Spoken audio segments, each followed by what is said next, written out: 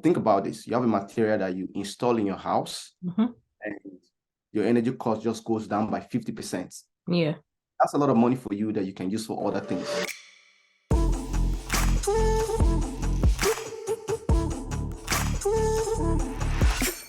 Welcome to the Sustainability Nugget podcast. I am Rarasu Maraibi. And I'm Tosin Folorunsho.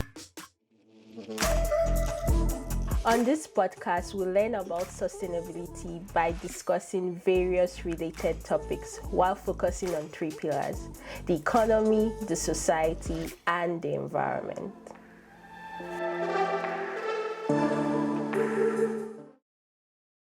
Hello guys, welcome back to the Sustainability Nuggets podcast. Today we're going to be learning about what I believe is the world's lightest solid. It's called Aerogels. So we're going to be learning about this material and how its use can help reduce carbon emissions, thereby playing a great role in the transition to a sustainable future. And in order to help us understand this material and technology, we have our guest today, Friday. Welcome to the Pod, Friday. Thank you, Rasui. Thank you for having me here. And you're doing great and wonderful stuff in the space of sustainability. I've gone through your space, your YouTube channel, and I see you're doing great stuff. Please keep up the good work. Thank you. I'm just going to introduce myself. Yeah, I'm a definitely. PhD at Tufts University, where I study mechanical engineering. And that's where I've been doing research related to aerogels for the past 5 years. And I also work as a senior thermal systems engineer at Tesla, where I kind of if you think about my expertise in that space is to develop thermal systems analysis for the factory equipment and to ensure that we are able to manufacture batteries as quickly as possible to get as many Tesla cars on the road so we can accelerate transmission to sustainability through transportation. That's kind of like what's the goal for everything I do at Tesla is, I'm passionate about sustainability at Tesla, and also for my research, that's a goal about that. Can you explain what aerogels are? There's some people that have never heard of this word before. So can you explain in like a layman's term, what is aerogel? So in a layman term, without showing you a picture of what aerogel is a solid material, solid block that is made up of 99% air. Now, when I mean air, like air, not oxygen, not my hair. Now, think about a solid block that is made of just air, 99% of it.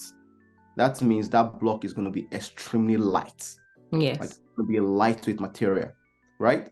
Now, if I want to talk about this for people who understand a little bit about science, the block is made up of porous, mesoporous materials like skeleton, and the air is trapped in the pores of that skeleton.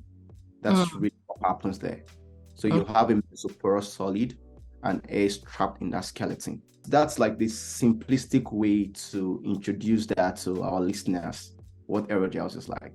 Okay. Light, solid piece of block. Yeah, so since we don't have aerogels here, I'll be leaving like a picture of aerogels. And so, I was just searching through the internet and all, and I saw a video of aerogel, and it's literally like ghost in movies and all, like that's how like it looks like, I know. But I was listening to one video and Neil deGrasse Tyson, and he was talking about how what you just said, but they literally removed all of the moisture and just materials remain. So can you kind of just explain how it's made? Good. Good. We're going to get to that. Now, in terms of making aerogels, it usually starts from this chemistry. Alcohol, you have TMOS, and you have sodium chloride, depending on the volume. You mix these together to form something called a jello. I think everybody knows what a jello is. It's like a solid. Now, that semi-solid contains ethanol. So it depends. People use ethanol. Some people use IPA, isopropanol, as the base. So in our case, in my lab, what we do is we use ethanol to make silica aerogels. Now, when you make this jello, you want to extract some of the impurities. And the impurities are some of the catalysts that we use in making the jello, like sodium chloride, hydrochloric acid, and water. You want to extract it. Now, the process of doing that is called aging. So after making the jello, you cast that jello in a mold and you transfer that mold into an aging bath. So the aging bath takes it depends. It can take 6 to 24 hours. And basically what you do during that process is you extract the entire impurities, the water, sodium chloride, and you replace it with ethanol. Now, at this stage, the pores of the gel is filled with liquid ethanol. Okay. Now, there are different methods of drying gels. There is the ambient drying, like where you just bring the solid piece out of the aging baths and leave it at the atmosphere and allow it to dry. Okay. Or freeze drying and also supercritical drying. Now, what are the differences between these three different methods? Now, if you ambient dry a gel, you are not going to have aerogel. Okay. Before you go deeper, why are you drying? I thought you said you've removed so are you drying after you've removed all of the impurities and added ethanol? Is that it? So, no, now the first stage is the chemistry. Okay. Chemistry is where you mix ethanol, TMOS. TMOS is usually used in semiconductor industry as well. And it's a silica-based compound, right? Then you have sodium chloride, you have hydrochloric acid. Now, all this have a function to accelerate the process of formation of that jello, the gel, right? Now, you want to get out the impurities. You want the gel to just be gel and ethanol, liquid ethanol, or liquid IPA, or any liquid alcohol that you're using to make the gel. Now, the point of aging is to extract that. When you extract those impurities, that's when the drying, after extracting it, that's when the drying stage begins. Okay. So this is just preparation of the material. After that, you now have to extract the liquid out of the gel and replace that liquid with air. Okay. That's when 99% air comes in. Okay. Yeah. Now, I think the question that comes into mind is, how do we do this? How do we extract liquid out of the gel? Now, I'm going to try to make it very simple. It's a very technical subject, but fundamentally, there are 3 different approaches for doing that. One is ambient drying, like you put it outside on your table, allow it to dry. The other one is freeze drying. You put it in a freezer, put it in a frozen chamber, then you use something like air, blow a fan over it, and it extracts the liquid after a period of time while it remains in a solid state. So the liquid gets solidified, and instead of going through the process of melting from liquid to vapor, it just undergoes what we call sublimation, from solid to vapor. Then the other one is supercritical drying. Really what happens is you put the gel in a supercritical chamber. You pressurize the chamber and heat it up to be above the supercritical temperature and pressure of the ethanol or the IPA and the gas you want to use to extract the liquid. The point in all this phase is you want to avoid transition from liquid to vapor, and because that damages the structure of the gel. So that's why ambient drying will not really give you a solid piece of block, because the structure gets damaged. Situation, the liquid just transitions to vapor and it collapses the structure of the gel. So the best way is the supercritical? Yeah, it's more expensive, but it tends to preserve the structural integrity of the gel. Okay. So I know we've been talking about how it's made and all, but why is it even important? What is it used for? What are the applications? That's a very good question. Now, if you know anything about physics, you know that the thermal conductivity of air is very low. Now, think about a block, a material, a solid piece of material containing air. It means the thermal conductivity of the material is going to be about equivalent to that of air, right? Yeah. And it's also going to be lightweight. Yes. But there's also an additional thing about aerogel that I need to mention. When you think about the physics, aerogels have even lower thermal conductivity than air. Why? This is because of something called the Newton effect. Essentially, aerogels are made up of pores, like over 1 million pores, right? And the air is trapped in those pores. And those pores restrict the movement of air, restrict collision of air molecules. And if you think about like kinetic gas theory, when the molecules are restricted, their collision are restricted, they are unable to exchange energy between themselves. So that impedes transport of heat. Yeah. And that's the effective thermal conductivity of a porous material like aerogel is lower than that of air. You know, that's the really quick description of the physics. Okay. Yeah. So now why do we care about this, right? I really explained. Most application of aerogels, like 2 different reasons. 1, because they are lightweight, and 2, because they have very low thermal conductivity, which make them super insulating materials. They are super insulators. I believe in one of the piece, you looked this up, and in one of the piece, you saw that there's an aerogel block and there's a Bunsen burner underneath it. I didn't see that one. Okay, there's something like that. There's an aerogel block, Yeah. and like a Bunsen burner underneath it. And this guy was doing this experiment, and he touched the top of the block, and the top remained at the temperature of the ambient. Like, wow, absolutely no conduction. Yeah. Because of that high super insulating properties. That's like the fundamental properties of this material that we care about in certain applications. It can be used in many applications, but really insulation and having lightweight is one of the key game changer materials. Yeah, definitely. I saw that was the major thing. But like one other random thing was Neil, you said that like NASA uses it on spacecraft to like capture comet trails or whatever, so that when they come back they could like analyze it.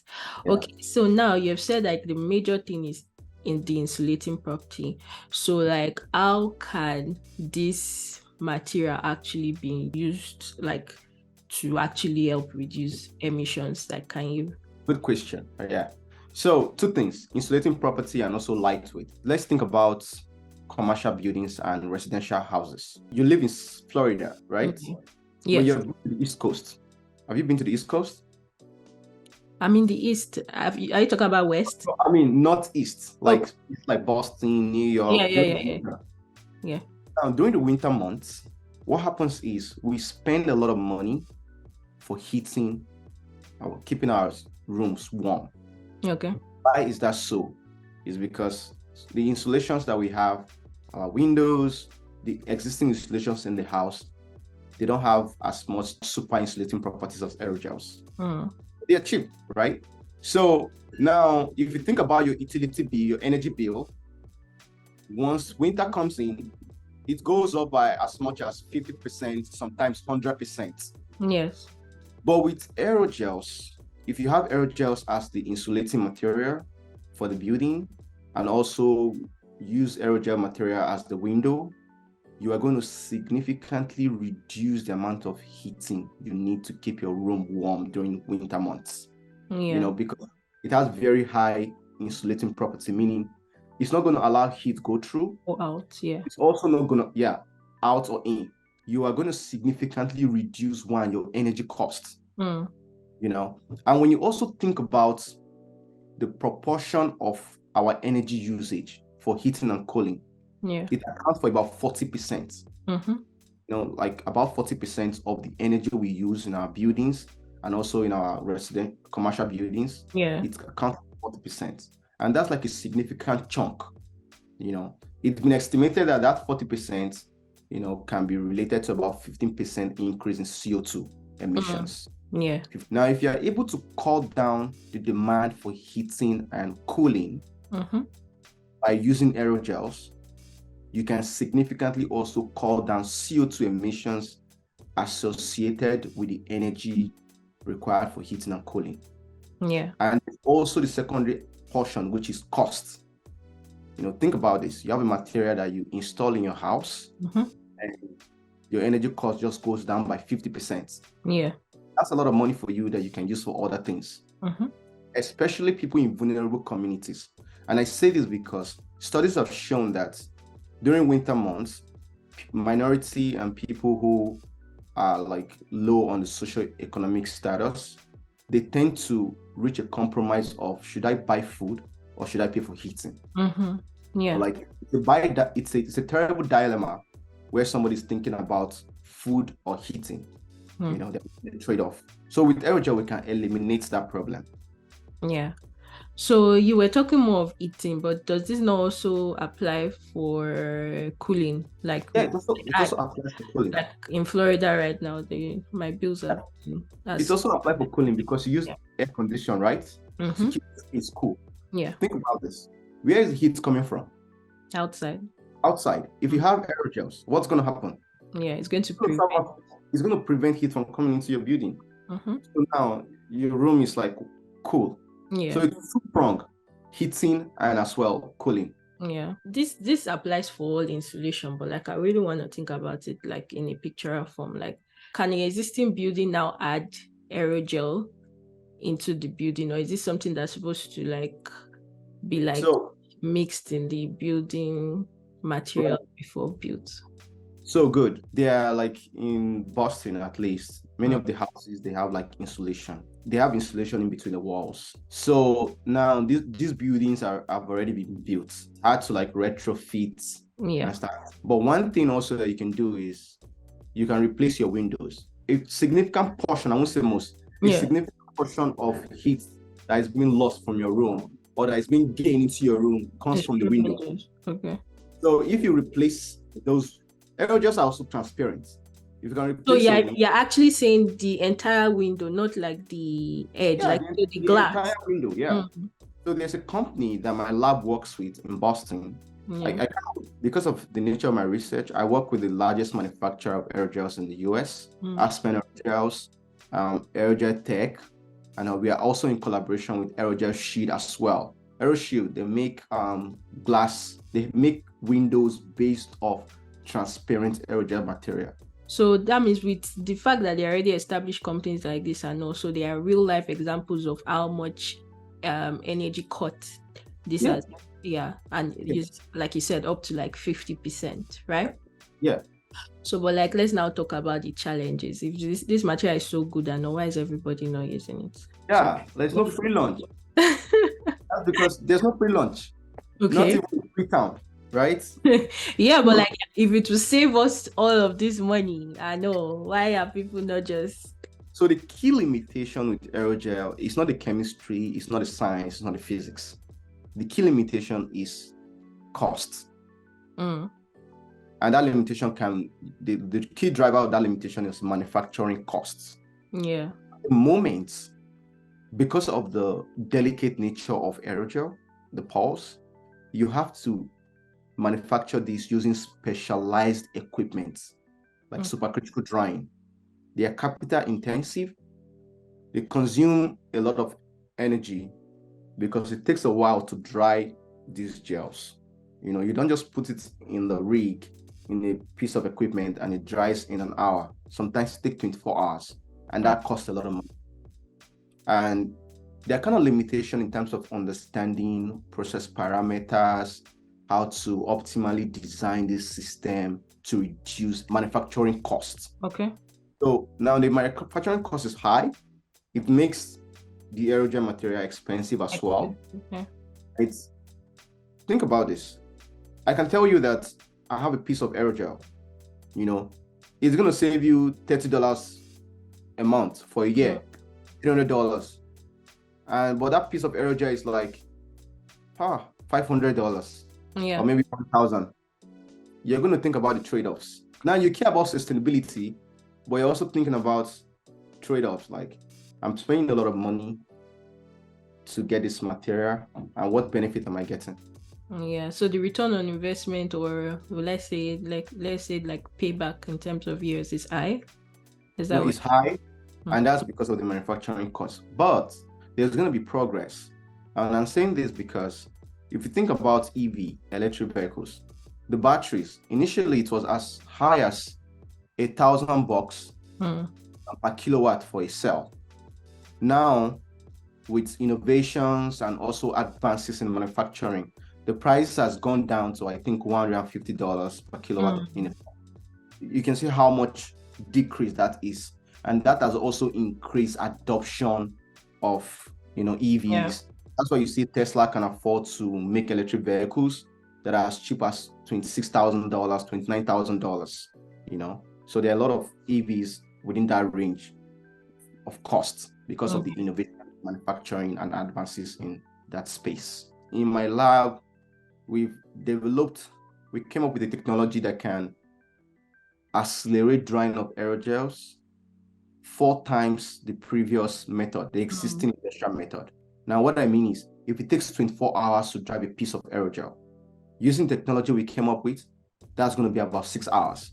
Now, that's a game changer because now you spend a short time in production, you spend less amount producing a piece of aerogel, and it can reduce the cost, and people who are willing to accept, you're able to run your company without running at a loss, and people are able to buy this material to replace in their homes. Yeah.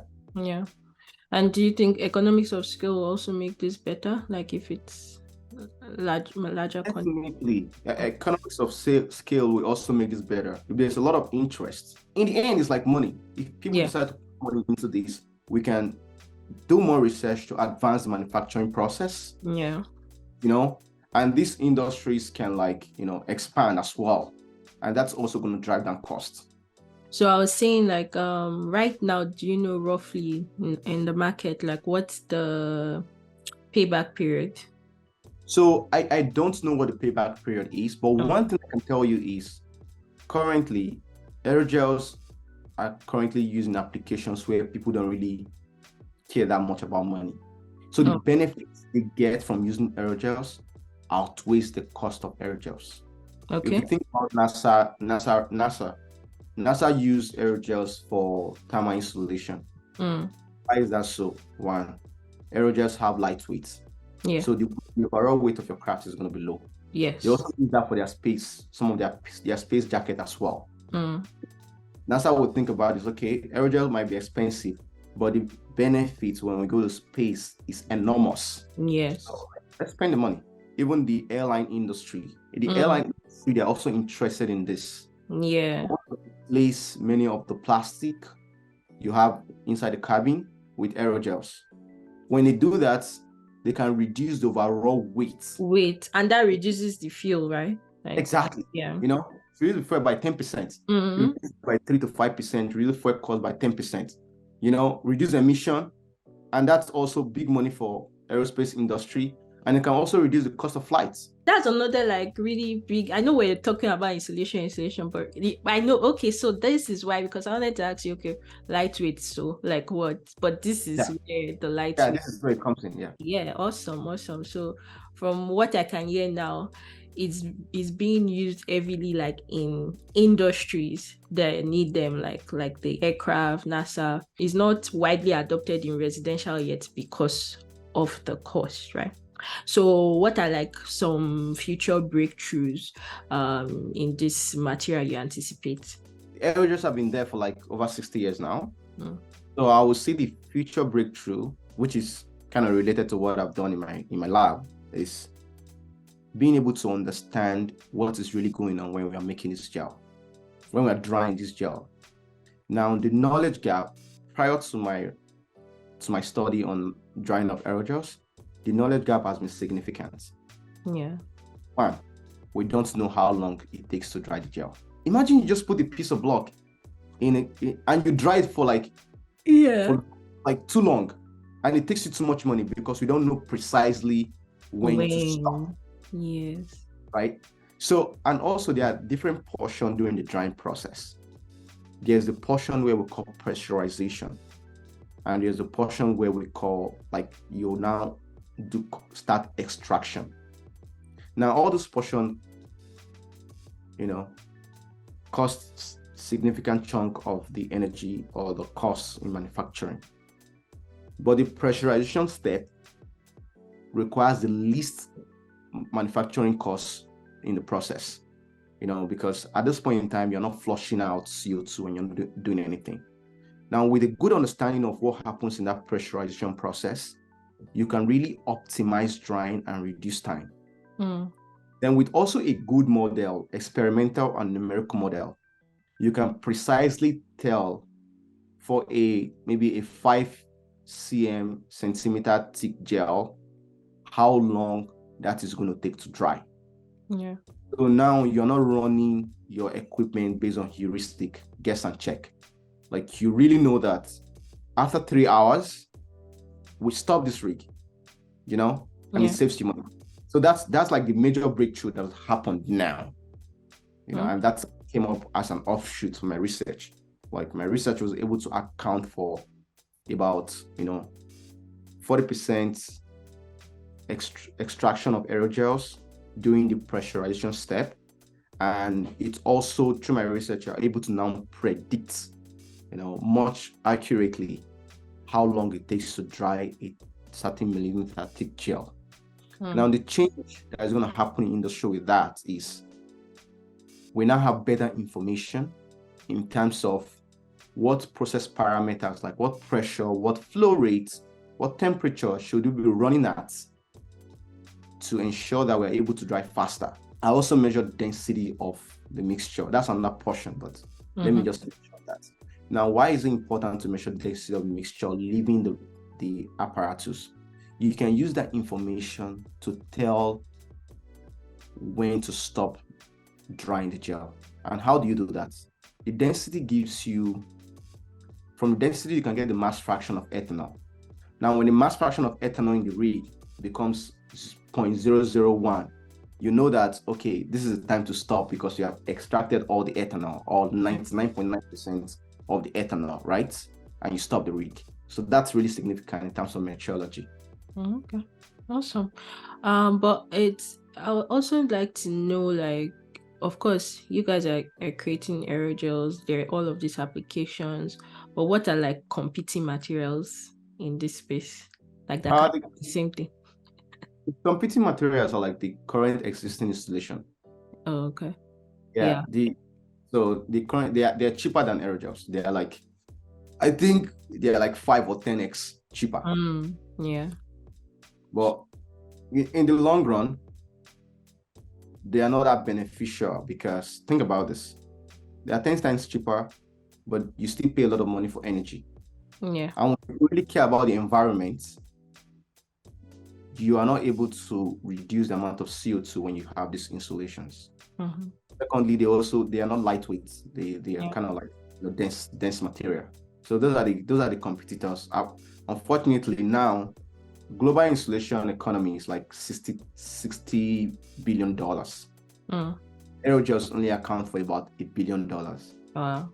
Less than that. So it's still a small portion of it, but we're getting there. Yeah. And also, like, are you guys, or when I say you guys in the industry, are they also considering like the emission impact, like the greenhouse gas impact of these aerogels that's being produced? That's a very good question, because it's a chicken and egg scenario. Yeah. When you think about it, you make aerogels, you use energy from the grid. Energy from the grid is made from what? Maybe fossil fuel. Yeah.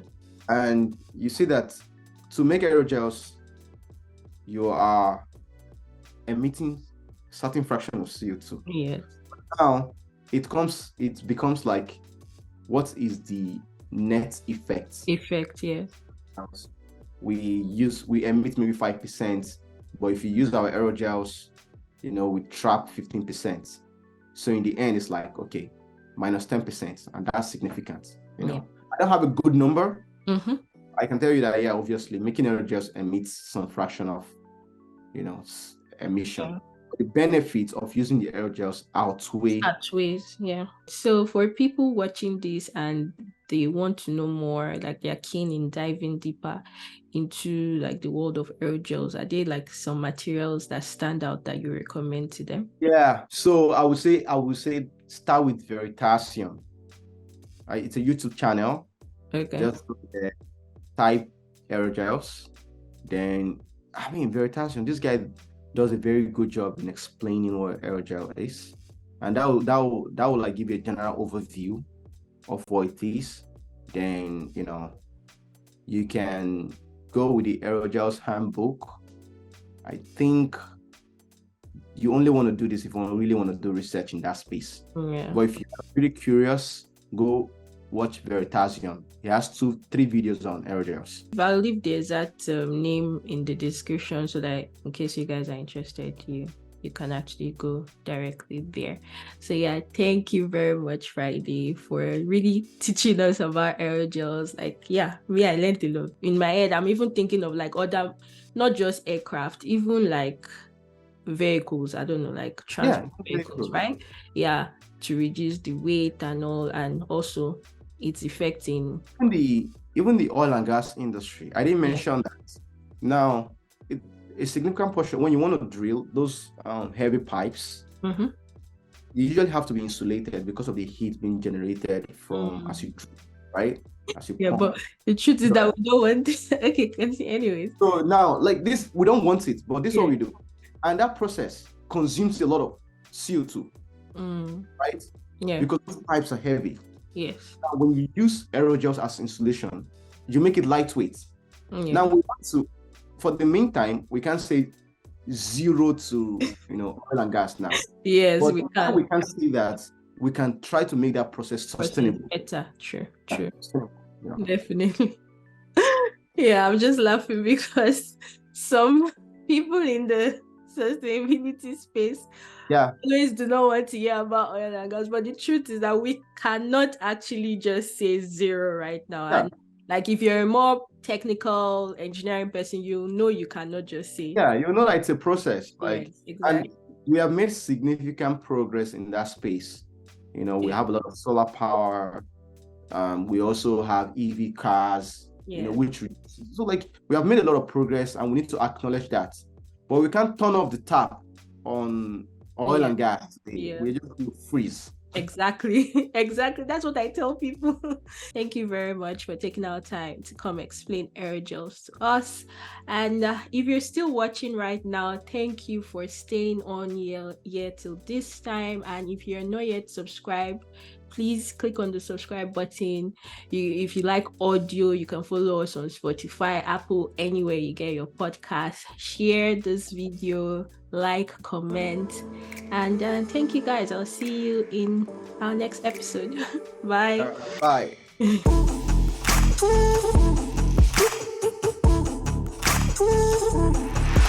Thanks so much for listening to the Sustainability Nuggets podcast. I am Rarisu Maribi. And I am Tosin Folarunsho. If you enjoy this podcast, please leave a rating and review on wherever you listen to your podcast. You can also show your support by signing up for a small donation to help sustain future episodes. You can find all relevant links in the description. See you in our next episode.